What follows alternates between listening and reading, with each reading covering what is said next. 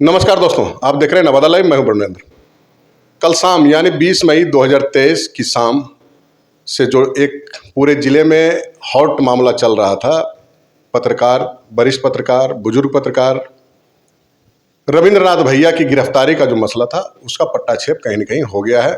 आज शाम यानी 21 मई 2023 को उन्हें कोर्ट से राहत मिली, प्रोविजनल जमानत मिल गया। उन्हें थाली जो नक्सल थाना है, वहाँ के प्रभारी सुभाष कुमार हैं, वो लेकर कोर्ट पहुँचे थे। और आज संडे था, कोर्ट बंद थी।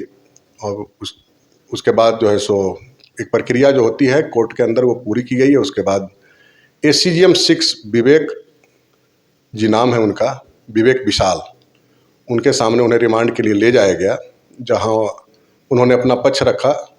और उन साथ में एक अधिवक्ता थे नवीन कुमार जी, उन्होंने भी पक्ष रखा। और उसके बाद पूरा रिकॉर्ड को देखने के बाद पूरी संचिका का अवलोकन उन्होंने किया मजिस्ट्रेट साहब ने। और उसके बाद वो इस नतीजे में पहुँचे कि इसमें कहीं न कहीं जो जिस प्रकार की ये हुई, होना नहीं चाहिए था। और उन्होंने प्रोविजनल बेल दे दिया और कहा कि 2 दिन के अंदर आप अपना रेगुलर बेल के लिए कोर्ट में उपस्थित होंगे। तो अच्छी खबर है, खास करके न्याय की जीत हुई है। एक मीडियाकर्मी को राहत मिली है। कलम के सिपाही के साथ जिस प्रकार की बेअदबी ही कहें इसे की गई पुलिस के द्वारा, कहीं न कहीं आम लोग हतप्रभ थे। मीडिया का एक वर्ग भी कहीं न कहीं पुलिस के इस एक्शन से नाराज था। और नाराजगी तो अब भी कायम ही रहेगी, क्योंकि पुलिस का जो रवैया रहा वो किसी भी दृष्टिकोण से इस मामले में उचित नहीं था।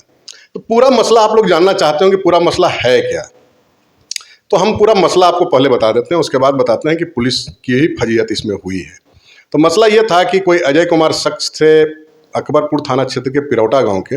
उन्होंने नवादा कोर्ट में कंप्लेन केस किया था, सीजीएम कोर्ट में। और वो केस जो था, कुछ ज़मीन से संबंधित विवाद था। उसमें गांव के ही दो पक्ष थे, उनके बीच में झगड़ा था। उसमें किसी न किसी रूप से पत्रकार रविंद्रनाथ भैया का नाम भी डाल दिया गया था। ये केस था 2009 का।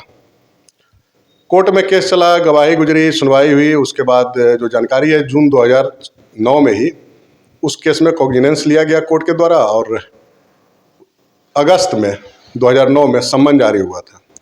लेकिन जो भी सम्मन जारी हुआ, चूँकि मुदय और मुदालय दोनों गांव के लोग थे, उन्हीं लोगों के बीच में था। पत्रकार साहब को इस बात की जानकारी दी ही नहीं गई थी कि आप भी उसमें एक्यूज्ड हैं।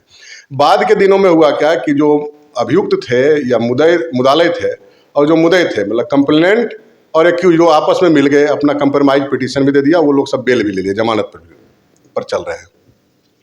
पत्रकार साहब को इस बात से बेखबर थे।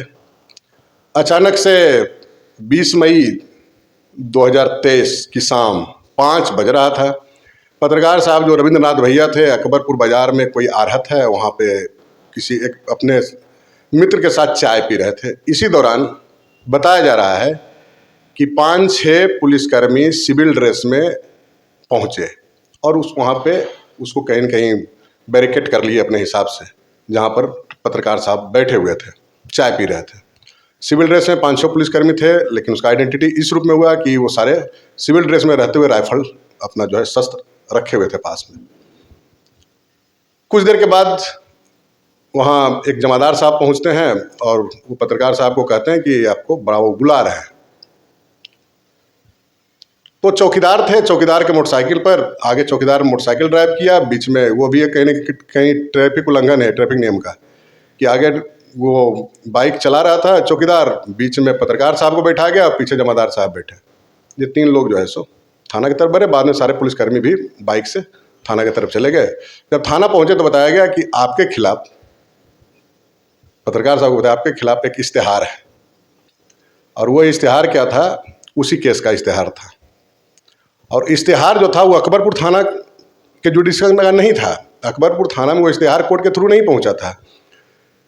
उसके बाद क्या करते हैं, थानेदार साहब जो अकबरपुर के हैं, अजय कुमार, वो पत्रकार साहब को भेजते हैं गोविंदपुर थाना की इश्तेहार। गोविंदपुर, चूँकि एड्रेस उसमें जो भी लिखा हुआ था भवनपुर, हालांकि रविंद्रनाथ भैया मूलतः खनवा गांव के हैं। अकबरपुर की गोविंदपुर थाना क्षेत्र का जो भवनपुर गांव है, वहाँ उनका ससुराल है।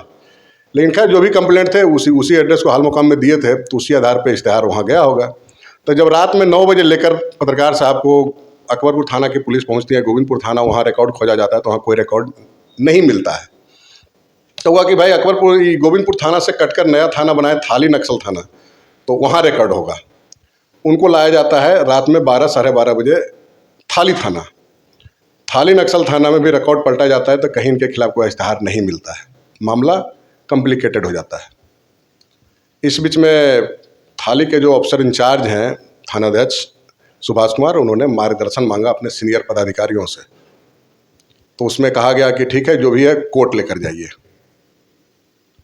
आज उन्हें कोर्ट लाया जाता है दोपहर में।